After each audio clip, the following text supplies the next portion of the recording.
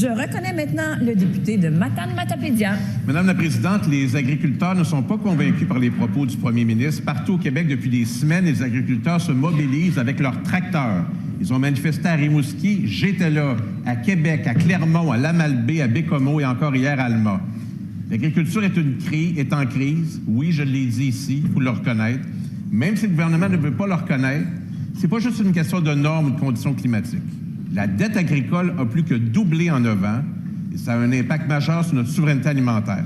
On n'a rien vu de concret dans le dernier budget là-dessus. Le président de l'UPA nous fait remarquer qu'il y a moins de 1% que l'on consent à l'agriculture et à l'agroalimentaire dans le budget. Ma question au ministre de l'Agriculture, je comprends que pour cette année, ça ne sera pas possible, mais pour l'an prochain, est-ce qu'on pourrait s'engager à atteindre le 1% d'investissement dans l'agriculture des gens qui nourrissent le Québec? La réponse du ministre de l'Agriculture, des Pêcheries et de l'Alimentation. Écoutez, Madame la Présidente, merci à mon collègue de Matane-Matapédia pour sa question. Les manifestations qu'on a partout sur le territoire, comme je l'expliquais à mon collègue député de Pontiac, c'est la première manifestation de gens qui sont inquiets, des gens qui vivent des temps difficiles, puis de gens qui lèvent la main, qui disent « Venez nous aider ». Alors, ce que je veux rassurer mon collègue dans ces temps difficiles-là, depuis l'été passé, on est mobilisé de toutes les façons pour accompagner nos producteurs, nos productrices, toutes productions confondues. Il y en a que c'est des petites fermes, des anciennes fermes, d'une production avicole, d'une production laitière, d'une production maraîchère.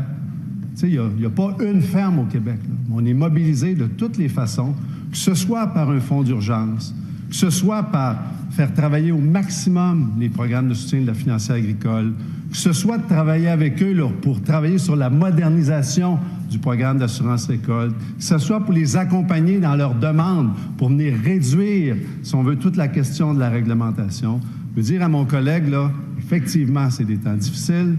On est avec eux, on travaille tous les jours, on est mobilisés pour leur donner le meilleur soutien possible. Première complémentaire. Les agriculteurs et agricultrices du Québec, c'est des gens très politisés. Ils lisent La Terre de chez nous, ils suivent les interventions du ministre, ils suivent nos travaux à l'Assemblée nationale, ils savent tout ça. Mais ils nous disent, c'est pas assez. Venez porter notre message auprès du ministre pour qu'il ait la force d'aller auprès du premier ministre, aller chercher l'argent et les leviers qu'il faut. Le souhait que j'exprime au nom du Parti québécois, c'est qu'on puisse lui donner cette force d'aller chercher une part importante pour des gens qui sont plus qu'en crise, qui veulent abandonner, qui disent à leurs enfants de ne pas aller en agriculture. On en est là aujourd'hui. La réponse du ministre.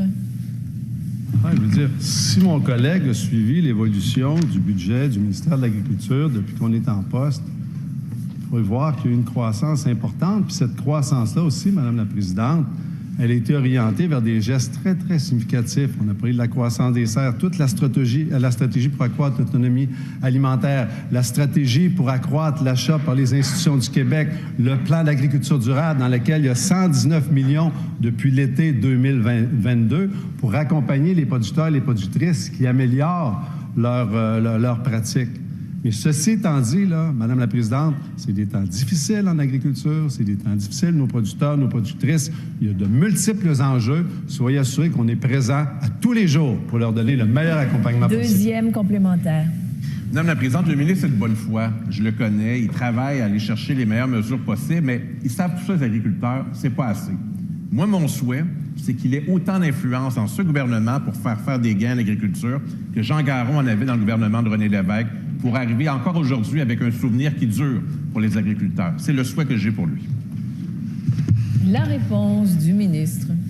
Bien, écoutez, Madame la Présidente, moi, chaque fois que j'ai un collègue là, aussi bien intentionné que j'apprécie, que mon collègue Matane-Matapédia se lève puis parle au nom des agriculteurs, des agricultrices, là, ben moi, je salue ça. C'est pas quelqu'un de l'opposition. Pour moi, c'est un collègue, c'est un partenaire. Alors, quand c'est le temps de parler d'agriculture au Québec, là, quand c'est le temps de parler de la situation de ceux-là qui nous nourrissent, là, c'est pas des gens d'un bord d'une table puis d'autres gens de l'autre côté de la table. On est tous assis autour de la même table pour les accompagner et leur donner le meilleur environnement possible pour qu'ils puissent pratiquer leur métier dans un contexte, Madame la Présidente, qui est unique, là. Tu sais, oui, il y a des choses, des questions d'affaires. Oui, il y a des questions d'intérêt. Oui, après ça, il y a la météo. Oui, il y a le fait qu'ils travaillent 7 jours par semaine. Alors, on est engagé. Je suis content de savoir que mon collègue me supporte là-dedans, Madame la Présidente.